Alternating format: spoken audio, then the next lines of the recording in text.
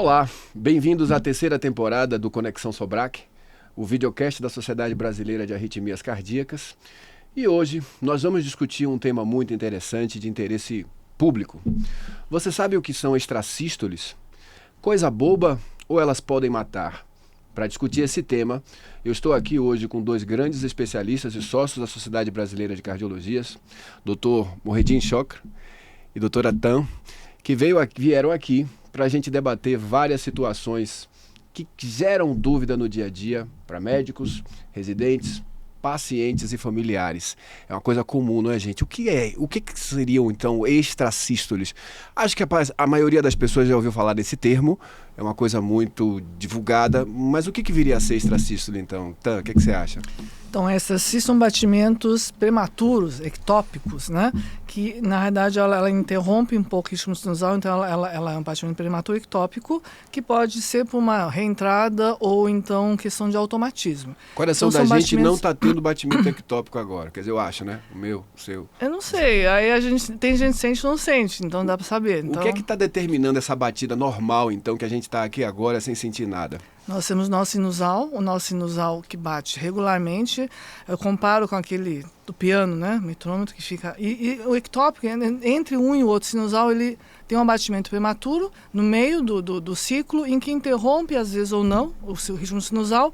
E aí ele pode trigar com um batimento, dois batimentos, são batimentos extras. A gente tanto o nome é extrasístole, uma sístole a mais do que tem, são ectópicos prematuros que a gente vê no batimento. Ô, Mohedin, quando o paciente pergunta para você o que é extrasístole, muitas vezes vem com uma sensação de algo ruim, né? Então, assim, essa definição passa por alguma informação mais tranquilizadora? Ou é necessário algo mais para a gente separar o joio do trigo? Tem coisas graves nisso aqui? Não, com certeza. As extrasístoles, né, são arritmias extremamente comuns na prática clínica. E a maioria das vezes elas são benignas. O paciente procura a gente no consultório, algumas vezes identificou em exame de rotina, outras vezes ele tem um descompasso, as batidas fora do ritmo e procura um médico por conta disso, e ele procura por uma orientação.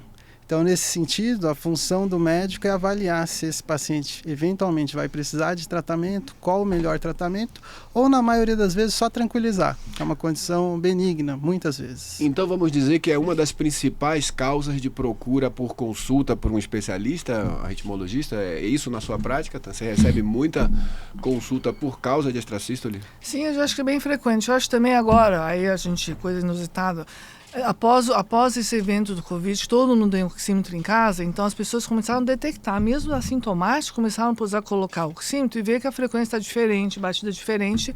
E isso também alerta, né, para que as pessoas vêm e procuram o médico. Olha, meu batimento não está muito certinho, está meio irregular.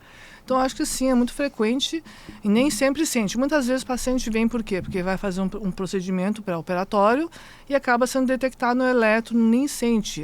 Tem extrasístoles, procura o seu médico. E é um dos grandes motivos de suspensão, né? O paciente chega a fazer cirurgia e não vê, tá com extrasístole, melhor parar, a gente não sabe qual é. Então, realmente é uma coisa que a gente vê. Então, a gente está falando de batimentos que costumam aparecer quando não deveriam, sim, antes do momento certo, que está aqui orquestrado pelo nosso nó sinusal, que deveria estar ali naquela batida certinha e de vez em quando vem alguma coisa a mais. Que sintomas a gente espera encontrar, buscar? E, aliás, acho que essa é uma dúvida que muitas pessoas têm para se queixarem, procurarem o médico, buscar ajuda. Atenção a que tipo de sintomas que a gente poderia atribuir a esse diagnóstico de extrasístole. O que vocês acham? O sintoma mais comum, aparentemente, é o paciente começar a ficar cansado. Ele se queixa de uma intolerância às atividades que habitualmente ele fazia. Eventualmente, palpitações podem ocorrer. Sintomas relacionados basicamente a essa interferência naquilo que seria o fluxo normal de atividade elétrica no sangue, no coração. Como a gente falou, você tem o nó sinusal, você tem uma harmonia mecânica. Quando você tem extrasístole, você quebra isso. E isso aí eventualmente leva a esse sintoma, tanto de palpitação quanto de cansaço, mas o maior problema é que muitos dos pacientes não sentem absolutamente nada. Então, aí nesse sentido, os exames para estratificar e avaliar se essa arritmia existe, a rotina cardiológica é fundamental.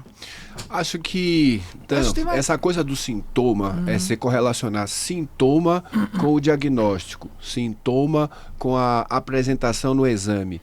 Isso é sempre fidedigno ou a gente encontra, às vezes, uma dissociação entre as coisas? O Redini falou aqui de pessoas com extrasístoles assintomáticas, mas tem pessoas também muito sintomáticas sem ter necessariamente extrasístoles? Tem, então. Acho que a gente acaba tendo grau de percepção.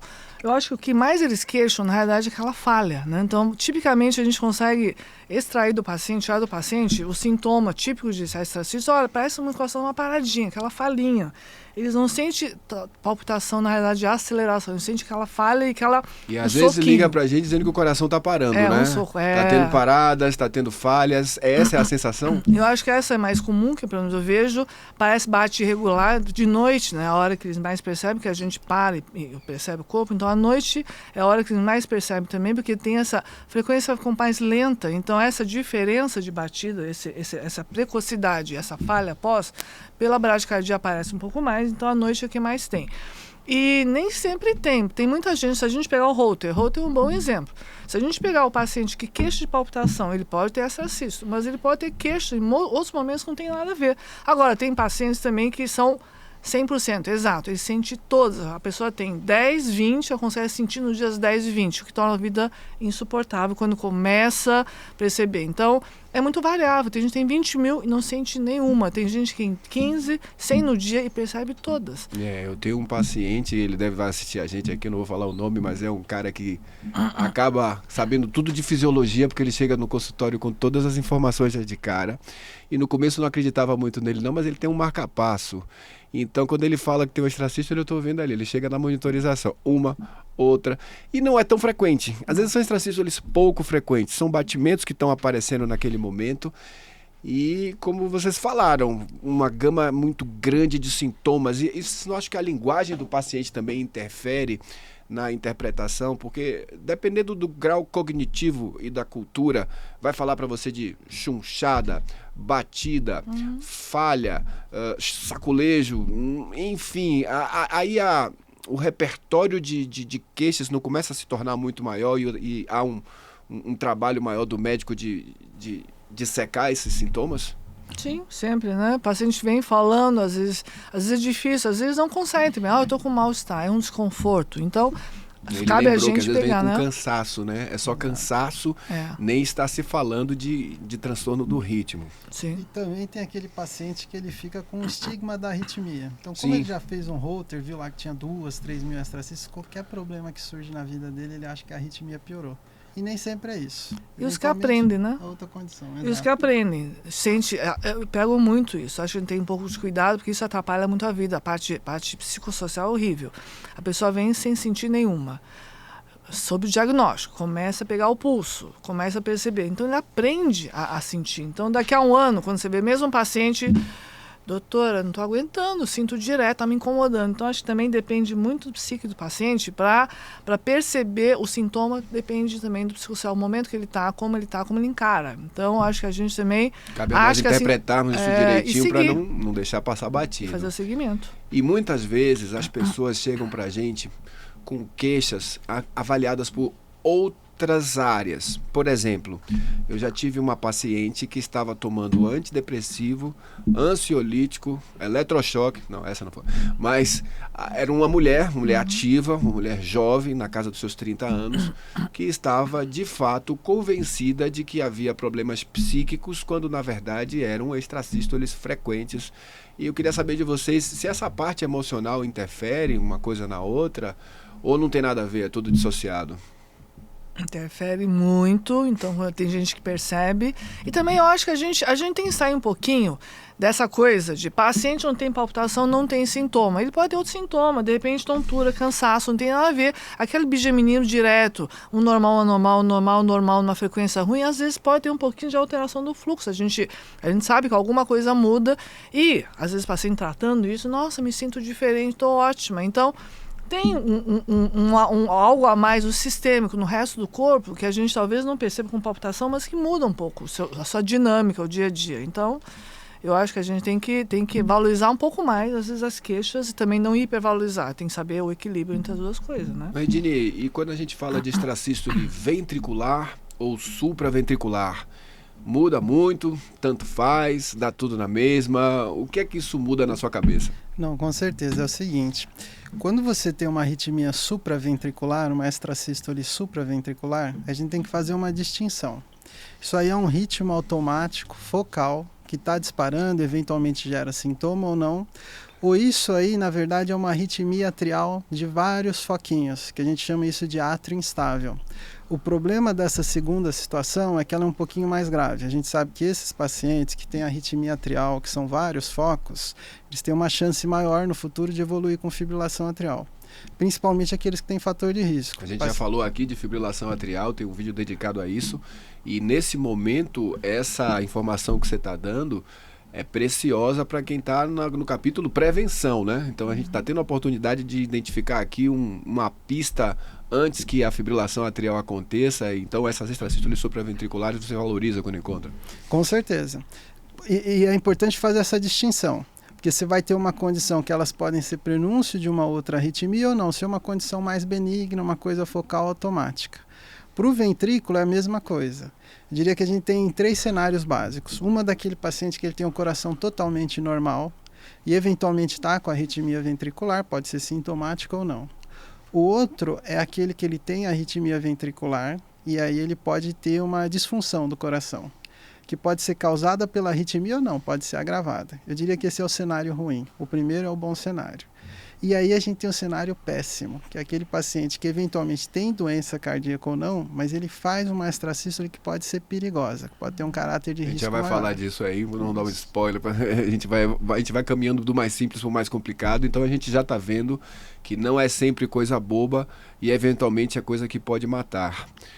Otan, em relação a extrasístoles supraventriculares e extrasístoles ventriculares, quais que são essas diferenças de mecanismos? Por que acontecem extrasístoles ventriculares e por que acontecem extrasístoles supraventriculares? Especialmente para esse pessoal que está começando, clínicos, e até para o paciente que não lê aquele laudo, né, e fica meio que doido quando olha um Holter com a quantidade que aparece ali em cima, as supraventriculares e ventriculares. Qualquer explicação que você costuma dar?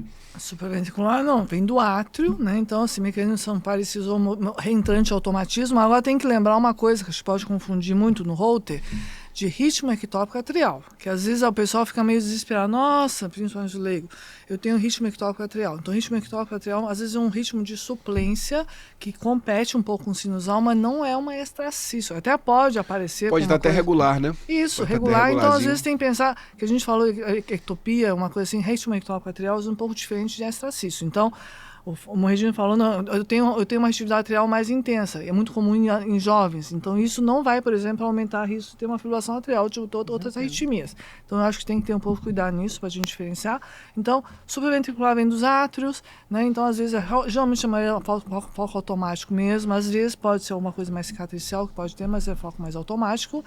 E a gente sabe que, por exemplo, a fibrilação atrial vem mais dos veios pulmonares, tanto que é o que a gente faz tratamento da fibrilação atrial para eliminar os focos, que é o que desencadeia a arritmia em si. As ventriculares vêm do ventrículo, aí pode decorrer de automatismo, ou locais de cicatriz, onde também a gente tem, o paciente tem cicatriz, aí a gente entra na questão de mais de risco, né?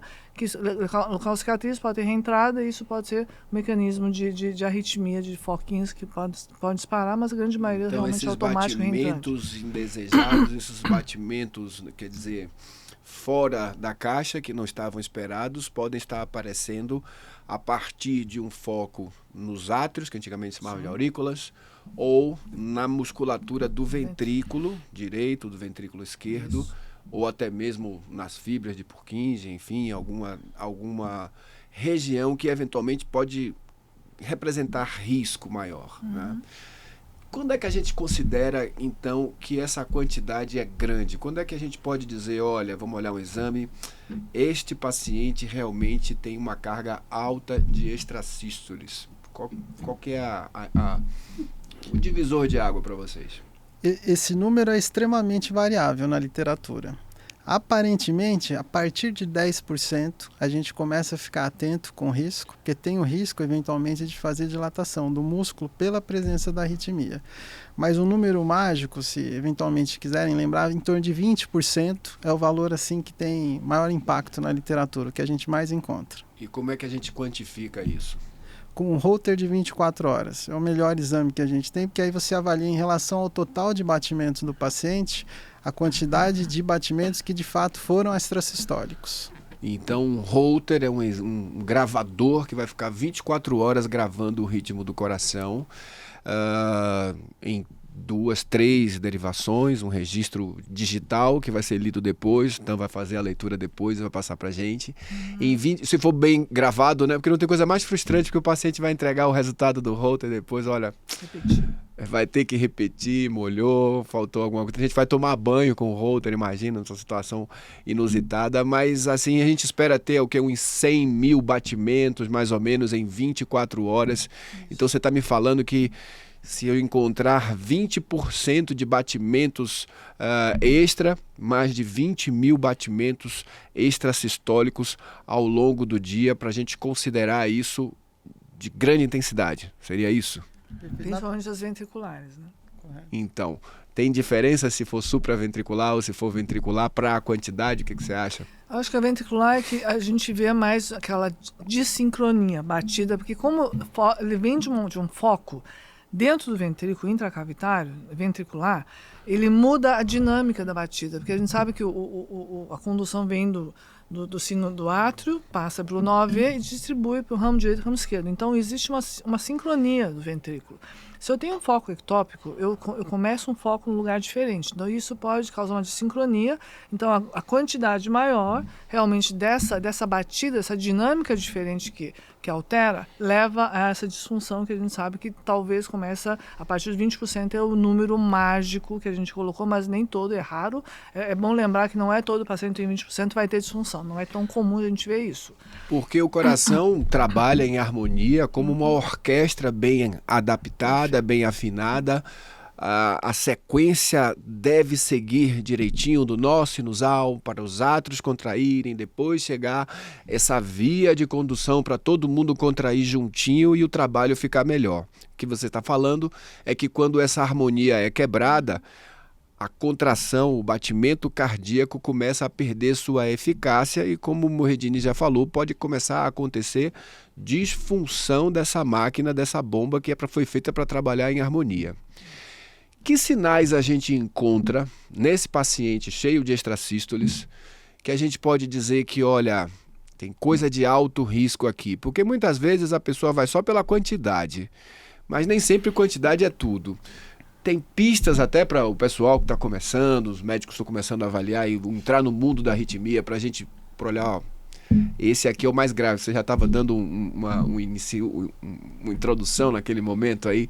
O que é que você procura para dizer, olha, aqui pode matar? Acho que com certeza. Clinicamente, eu diria que uma história familiar de morte súbita, precoce, ela tem que ser levada em consideração. Então é bem diferente uma pessoa que vem para consulta com extracístoles dizendo, morreu meu pai com 40 anos e meu irmão morreu na semana passada jogando futebol. Então já muda completamente, né? Sem dúvida. O outro aspecto, quando você avalia o paciente, quando ele tem clínica, sintomas de insuficiência cardíaca, e você faz um exame simples para avaliar a função do coração e ver que já tem um grau importante de disfunção no ecocardiograma, por exemplo. Então, esse paciente, a gente sempre vai ter que se perguntar, quando você vê um paciente está cheio de extrasístole, se ele tem uma cardiopatia que está sendo induzida pela arritmia ou não, se ele tem uma cardiopatia prévia que está sendo só agravada por aquela arritmia que surgiu em algum momento da vida dele.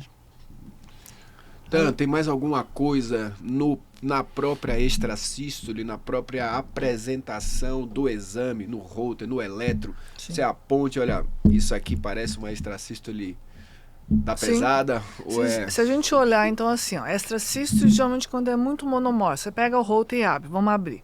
A morfologia, muito monomórfico, sempre igual. Um aspecto, a gente tem uma região que a gente acha que a grande maioria é benigna, de via de saída, então tem uma característica essa extrasístole, isolada, de vez em quando parzinho, mas não sai muito disso. Então, quando é monomórfica, a gente já fica um pouco mais tranquilo, principalmente aí acho que eu vou resgatar outro exame que a gente precisa começar com o paciente, o eletrocardiograma.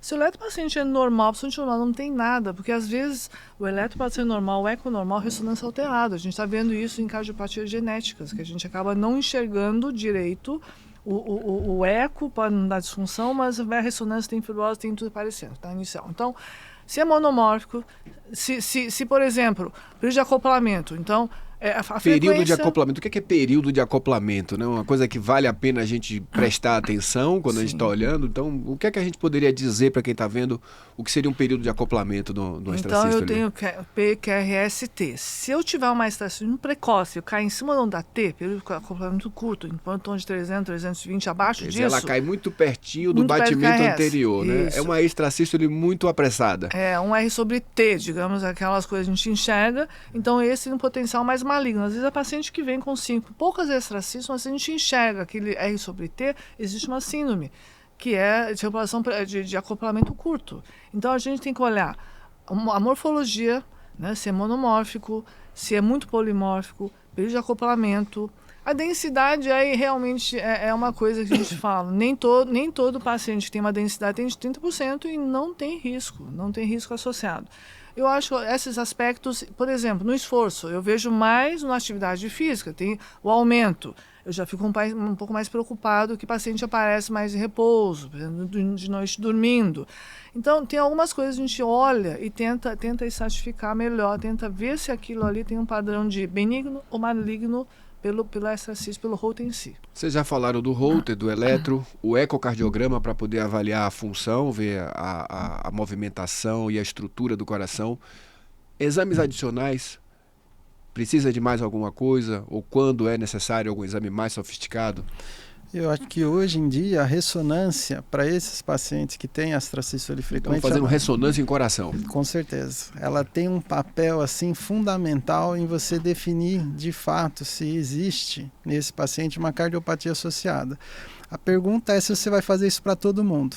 Então tem sinais clínicos, né? Por exemplo, é o que a Tan falou, é fundamental você observar o eletro sem arritmia.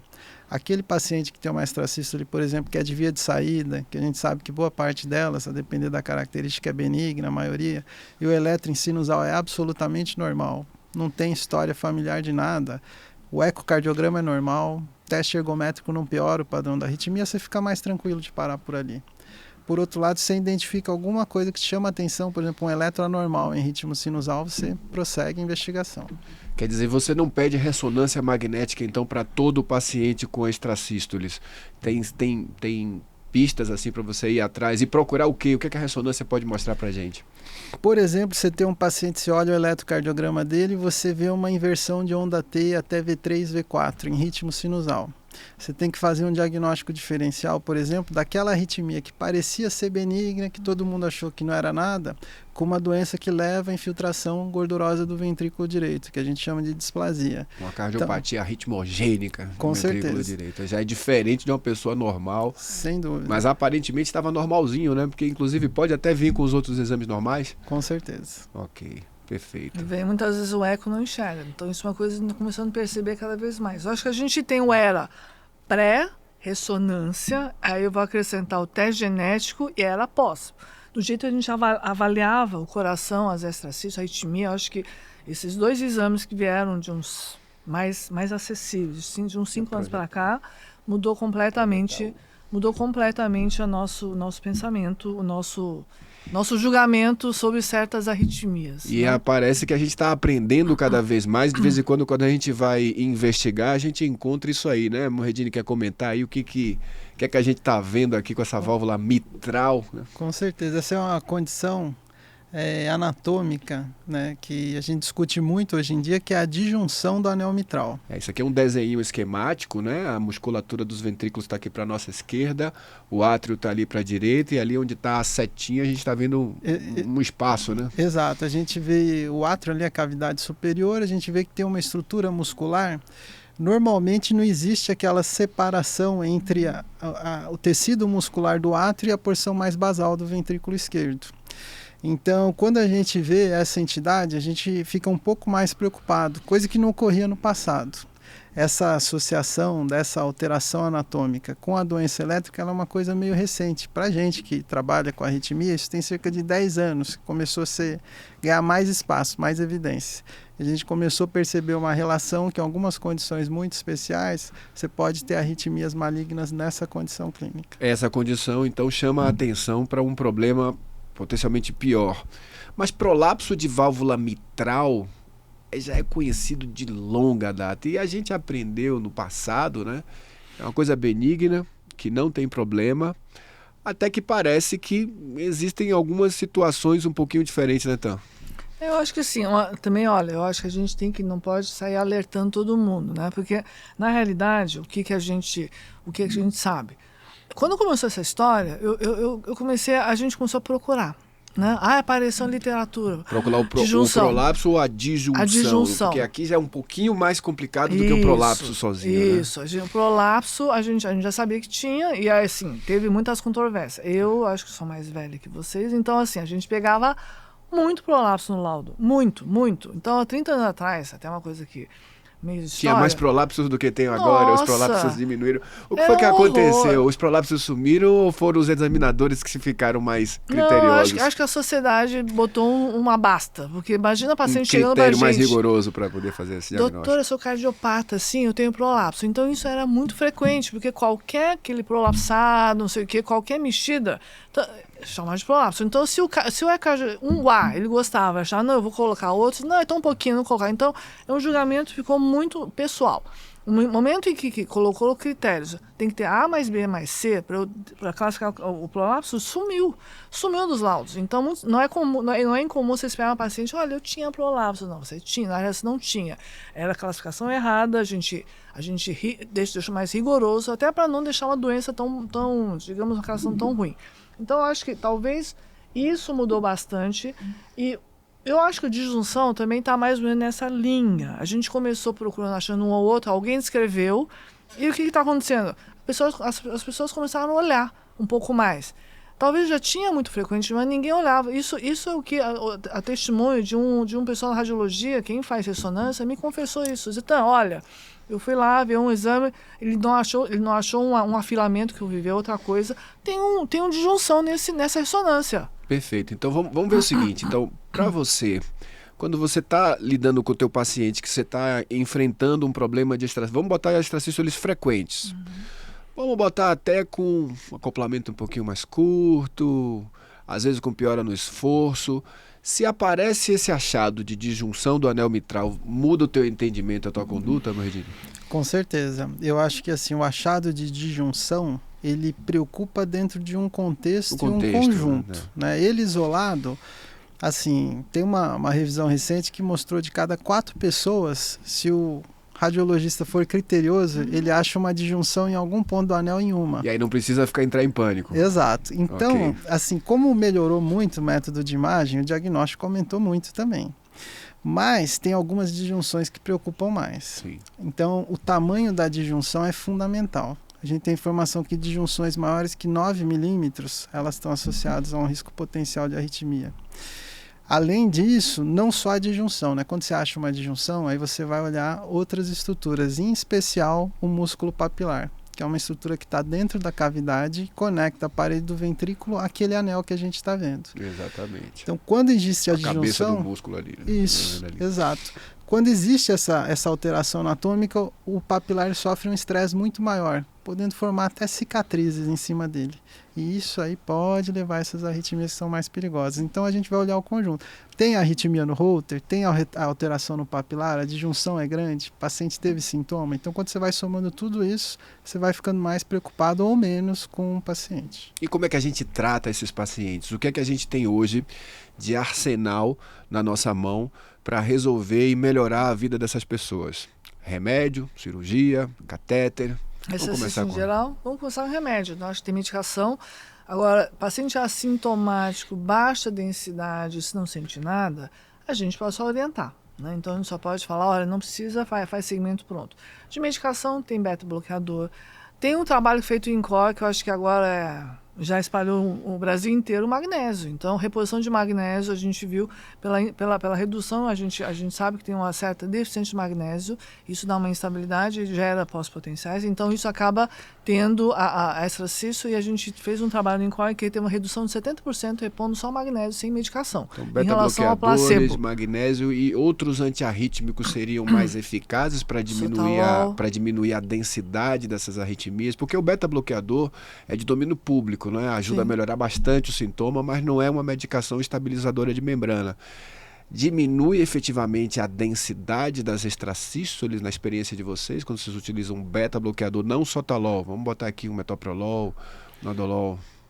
Depende de caso. Então, as respostas são muito variáveis. Mas melhora bem o sintoma, melhora. Né? E acho que diminui um pouquinho. Na densidade também é difícil avaliar, porque densidade você pode variar um dia 5 mil, mesmo paciente, ele pode ter 1.000, 5 mil e 20 mil, em dias diferentes. Então, às vezes, sai cantando vitória. Nossa, diminui. Não, na realidade, o dia estava melhor para ele. Então, também é um pouco subjetivo, às vezes, para ver. Se eu quiser diminuir mesmo a densidade, eu tenho que chamar o Muredini para fazer ablação por catéter. Vamos ver o que ele acha aí. Quanto tempo você espera no remédio até você decidir sacar um catéter, entrar no coração, mapear e eliminar esses focos de extracístoles? Eu tenho uma opinião sobre o beta-bloqueador, que é o remédio que a gente mais prescreve. A maioria das vezes que eu prescrevi isso, moça, rapaz jovem, você transforma um paciente pouco sintomático no muito sintomático. Então, habitualmente, eu até evito de prescrever essa medicação, a não ser que o paciente esteja fazendo disfunção. Aproveitando isso, eu queria ver a opinião de vocês, porque agora no Congresso Brasileiro de Cardiologia pintou uma situação, colocaram numa mesa. O que é que você faz com um paciente que está cheio de extracístoles ventriculares, totalmente assintomático, vamos botar aqui 15%, assintomático? Vale a pena colocar beta-bloqueador para esse paciente? Ou a gente vai estar tratando somente o nosso estresse? Eu queria ver a opinião dos dois. Não, eu acho que tem paciente que melhora. Assintomático. Melhora na densidade. Eu acho que assim, ó, isso eu falo muito pro residente. Às vezes o paciente vem assintomático, vamos trocando remédio. Porque aí fala assim, gente, nós estamos nos tratando, a gente está dando remédio para dizer que eu estou dando alguma coisa. Porque na realidade não funciona, não melhora, a sintomática continua com aquela densidade de 10 e 15, não vai melhorar, estou dando remédio para quê? Isso várias vezes já falei, se é benigno, é melhor não dar nada e observar. Mas aí ficar observando ad eterno traz outro problema. O paciente tem que ficar voltando da hora, fazendo avaliação, ele sabe que tem cardiopatia. Então, tem outro lado da moeda também de a gente ficar só seguindo, mas eu não consigo tirar da cabeça dele isso também, nem na minha. Porque quem está tratando esse paciente tem duas preocupações. A primeira, óbvio, melhorar a qualidade de vida, melhorar o sintoma de uma pessoa assintomática. Por outro lado, como você já falou, existe uma chance de, tendo tantas extracístoles, ao longo dos anos, isso evoluir para uma diminuição da capacidade de contração do coração, uma disfunção. Então a pergunta é, para esse paciente assintomático, vale a pena colocar beta-bloqueador ou você já pensa em outra coisa, ou você acompanha um pouco mais? Eu não prescrevo, tá? Não prescrevo, o motivo que eu não prescrevo é esse, ele é assintomático e às vezes ele volta pior. Aí o problema que surge é aquilo que a gente comentou, o risco de fazer disfunção ventricular. Esse risco não é tão baixo. Esse risco tem algumas séries mostrando que até 1/3 dos pacientes eles podem fazer ao longo da evolução. Então, assim, para o paciente, eventualmente, é um problema que ele vai ter que carregar. Embora seja uma condição relativamente benigna, ele sempre vai... A gente não dá alta para esse paciente. A gente pede para ele voltar em 6 meses com um Holter e um eco, porque a gente tem essa preocupação.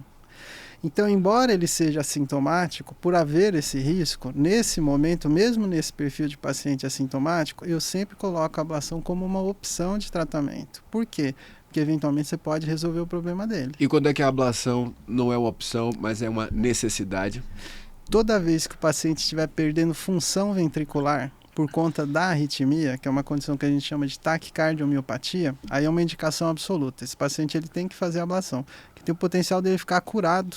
E além disso, a maioria das vezes se elimina de forma efetiva a arritmia, a função ventricular melhora depois, na maioria das vezes normaliza. Então é uma proposta de tratamento muito interessante para essa população. Ok, gente. Então, muito obrigado. O papo foi muito bom. Acho que foi bastante esclarecedor. Discorremos sobre vários aspectos diferentes das extracístoles ventriculares. Queria agradecer a presença de vocês. Agradeço. Quer falar mais alguma coisa aqui para a gente encerrar o nosso papo? Não, foi maravilhoso. A gente agradece. A gente agradece, então tá bom. Agradeço muito a oportunidade. Aguardamos vocês no próximo episódio. Obrigado. Um abraço. Obrigada.